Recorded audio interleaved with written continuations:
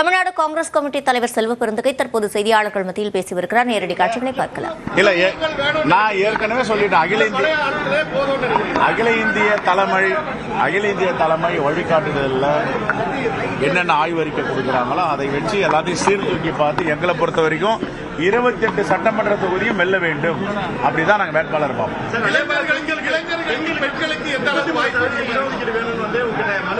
கண்டிப்பா அதிக அளவில் பெண்கள் போட்டியிடுவார்கள். நிறைவேற்றுவதற்கு முயற்சி செய்கிறோம். நிறைவேற்றுவதற்கு வாய்ப்பு இருக்கு. அவங்களுக்கு செய்யாம மேரேஜ் பண்ண எங்க கட்சியுடைய தலைவி அன்னை சோனியா காந்தியே ஒரு உலகம் போற்றக்கூடிய ஒரு பெண்மணி தான். சார், ராகுல் காந்தி தொடர்ச்சியா வழக்கமான தேர்தல் காலங்களும் முன்னதாகவே இங்க தேர்தல் பிரச்சாரத்துக்கு வருவாங்க. ஆனா இந்த தேர்தலை பொறுத்த அளவில் இன்னமும் ராகுல் காந்தியோ சோனியா காந்தியோ இல்ல பிரியங்கா காந்தியோ இன்னும் வராத ஒரு சூழல் இருக்கு. இன்னும் நாமினேஷன் ஆரம்பிக்கல. எப்பவுமே நாமினேஷன் ஆரம்பிச்சு கேண்டிடேட் ஃபைனல் பண்ண பேர் தான் இவ்வளவு காலமா எனக்கு தெரிஞ்சு வந்திருக்காங்க. எப்பவுமே அந்த மாதிரி அந்த ப்ராசஸ் இருக்கு. வருவாங்க, அவசியம் வருவாங்க. காங்கிரஸ் சார்பா கிராம கமிட்டி மாநாடு நடக்கும்போது அதுக்கெல்லாம் வராதுன்னு சொன்னீங்க. இல்லங்க, இந்த இப்போ நாங்க ஏற்கனவே திட்டமிட்டோம். இந்த SOPன்னு ஒன்று வந்திருக்குல்ல, கரூர் இன்சிடென்ட்டுக்கு அப்புறம் அதுல என்ன சொன்னாங்க, 15 நாட்களுக்கு முன்பாக நீங்கள் அனுமதி வாங்கணும். நாங்க ஒரு வாரத்துக்கு முன்பாக கேட்டோம். காவல்துறை சொன்னாங்க SOP எல்லாருக்கும் ஒரே யூனிஃபார்மா தான் நாங்க பாக்குறோம். அதனால நாங்க அந்த கூட்டம் தடைபட்டு இருக்கிறது. மீண்டும் நடத்துவோம். இப்ப நடத்த போறோம். இல்ல SOP கோட் ஆஃப் கான்டக்ட்லயும் இருக்கும். 5000 பேருக்கு மேல வந்தாங்கல்ல, SOP இருக்கு. திமுக அதிமுக கம்யூனிஸ்ட் கட்சிகள் அழுத்தம் கொடுக்குறாங்க. உங்க கூட்டணி அடிமை கூட்டணி தமிழிசை சவுந்தரராஜன் விமர்சனம் பண்ணிருக்காங்க. எது ஏன் அடிமை கூட்டணி? டெல்லிக்கு இருங்க. நீங்க தான் கேள்வி கேட்டீங்க. டெல்லிக்கு இன்னைக்கு போறாரு, பல முறை போயிட்டாருன்னு. திராவிட முன்னேற்ற கழக தலைவர் இந்த கூட்டணி முடிக்க டெல்லிக்கு போனாரா? சார், அது டெய்லி பார்லிமெண்ட்ல சந்திச்சிட்டு இருக்காங்க சார். கூட்டணி பேசவா போனாங்க? இல்லையே. நேற்று கூட தமிழிசை தங்கப்பாண்டியன் ரொம்ப நேரம் நடந்து பேசிட்டு வந்ததா பத்திரிகையில பாக்குறோம், தொலைக்காட்சியில பாக்குறோம். அதனால கூட்டணி பேச போனாங்களா?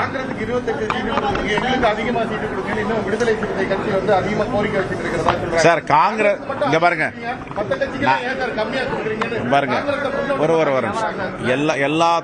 எல்லா தோழமை கட்சிகளுக்கும் அவங்களுக்கு கேட்பதற்கு உரிமை இருக்கு, கொடுப்பதற்கு மனம் இருக்கு. மாண்புமிகு முதலமைச்சர். ஆனா காங்கிரஸை கம்பேர் பண்ணி கேட்க வேண்டாம். காங்கிரஸ் இன்னைக்கு 100 நாடாளுமன்ற தொகுதிகள் நாடாளுமன்றத்தில் இருக்காங்க. எத்தனை தொகுதி? 100 நாடாளுமன்ற தொகுதி. பிரதான எதிர்கட்சி. இங்கேயும் நாங்க பாண்டிச்சேரி உட்பட 10 நாடாளுமன்ற உறுப்பினர் இருக்கோம்.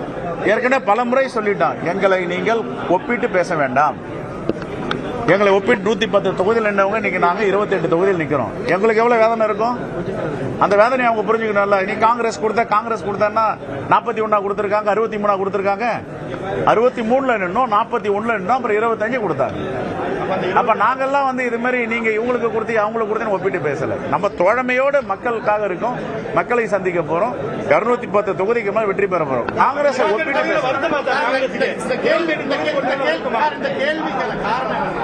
இது இயற்கையா அமைஞ்ச கூட்டணி. நாங்க தமிழக மக்களுடைய நலனுக்காகவும் பிஜேபி எதிர்க்கிறதுக்காகவும் நாங்க உருவாக்கப்பட்ட கூட்டணி அப்படின்னு.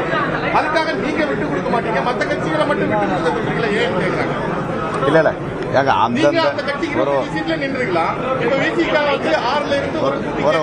ஒரே நிமிஷம். கேட்பதற்கு அவர்களுக்கு உரிமை இருப்பதற்கு, கொடுப்பதற்கு மாண்புமிகு முதலமைச்சருக்கு மனம் இருக்கு. அதனால நாங்க போயிட்டு பிற கட்சியில மூக்க நுழைச்சு இவங்களுக்கு அவங்களுக்கு சொல்லுவோம். எங்க கட்சியை நாங்க பாத்துட்டு இருக்கோம், எங்க அரசியல் நாங்க பாத்துட்டு இருக்கோம்.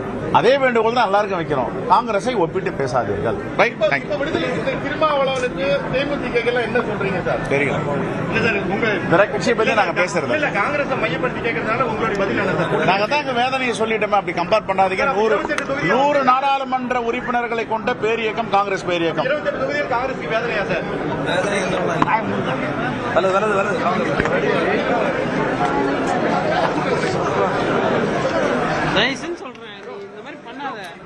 வழிகாட்டு நெறிமுறைகளால் ராகுல் காந்தியின் பரப்புரை பயண திட்டத்தில் மாற்றம் ஏற்பட்டிருப்பதாக செல்வ பெருந்தகை கூறியிருக்கிறார். ராகுல் காந்தி நிச்சயம் பரப்புரைக்கு வருவார் என்றும் அவர் தற்போது செய்தியாளர்கள் மத்தியில் தெரிவித்திருக்கிறார்.